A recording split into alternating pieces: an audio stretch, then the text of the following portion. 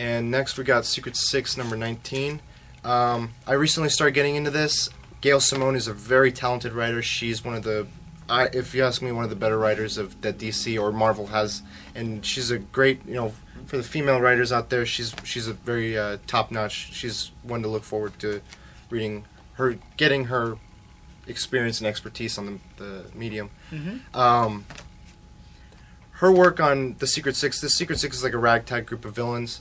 One of the better team books, if you ask me. It's actually really, really unique in my opinion. I've never really seen any other team book that features villains instead of heroes. And it's not even like main villains either. Yeah, it's like these are you got Catman. Side You guys know Catman? Yeah, neither did I before I read this. The most biggest villain there is probably Bane. Bane, That's about Deadshot, it. maybe. Bane's got this, like, each one of them has their little quirk and everything. Bane's got this, like, kind of fatherly obsession over Vandal Savage's daughter. Deadshot and Catman have, like, a nice little bromance. They're pretty cool. You get some new, over the story as the series has gone over, there've been some new members and old members. Ragdoll adds more to the twisted side of the book. He plays that. He's really fun to read. This issue is the first issue of their most recent arc. I implore you, do whatever you can to catch up. Go find the trades, get the back issues. This is a fun book. I would not miss this. Trust me, guys. Go get those trades or the back issues and whatnot. They're worth reading, in my opinion. This story is probably one of the darker ones up to date of late. Oh, because it's a build-up, too. It's like it's been build-up from the previous arc, so... And I gotta say, the first page right off the bat, you get Ragdoll in a sequence with a butterfly. I'll leave it at that. It was flat-out hilarious. I loved it.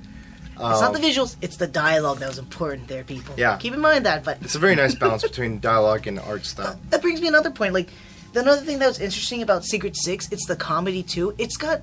Now, don't get me wrong, but it's a similar style to Deadpool with the comedy violence idea. So, it really stands out to me. That's why I really kind of enjoy it, too. It's got the comedy violence in it. Yeah. But it doesn't have the true humor of Deadpool, but it's still good...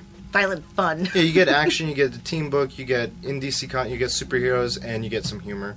What else could you ask for from a book from one of your two main publishers? Definitely pick this up. I highly recommend this. 4 out of 5, guys.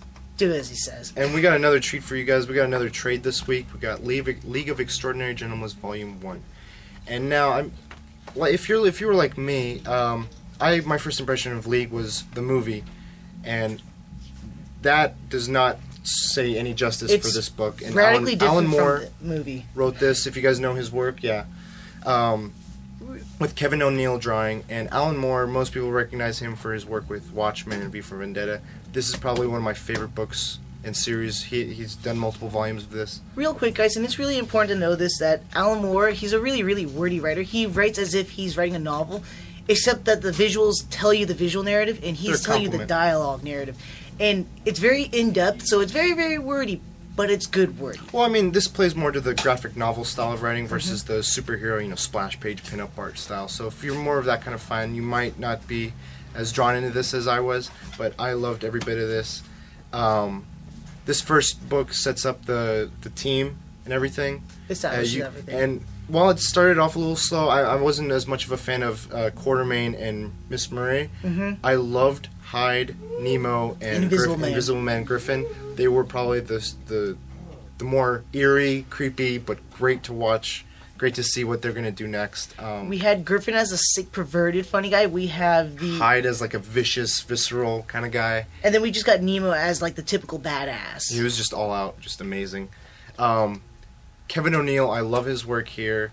I was having a discussion earlier with Briston. Not so much. I'm not so much of a fan of the artwork, but don't get me wrong. The artwork's like, in my opinion, but it's very subtle, and there's moments where the artwork really does shine, but that goes along with Alan's narrative. Yeah. And it really works well.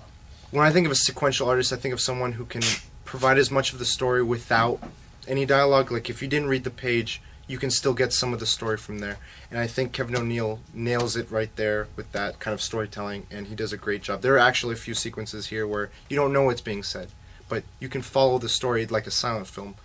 And I think that the relationship between a writer, a comic writer, and a comic artist parallels well with a director and a cinematographer in a film. And that relationship, the better it is, the better the storytelling is as a result. And in this case, I think it was top notch. I'm already on the second volume, and I'm loving it. I want Briston to start reading it, but I really implore you guys. This is a great read. I'll be pretty much reading it after this episode. Definitely pick this up. That's my 2 thumbs up again. I'm gonna give it a check it out, guys. 3 out of 5. And that's all we have this week for you guys.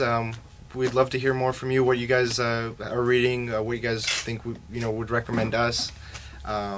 This is back and forth. We want to make a community for you guys. We share experiences. Comment on our Facebook, on our YouTube page. We got Twitter, everything. We got the web figured out. The works, guys. Come on. So we'll see you guys next time. All right. Take care.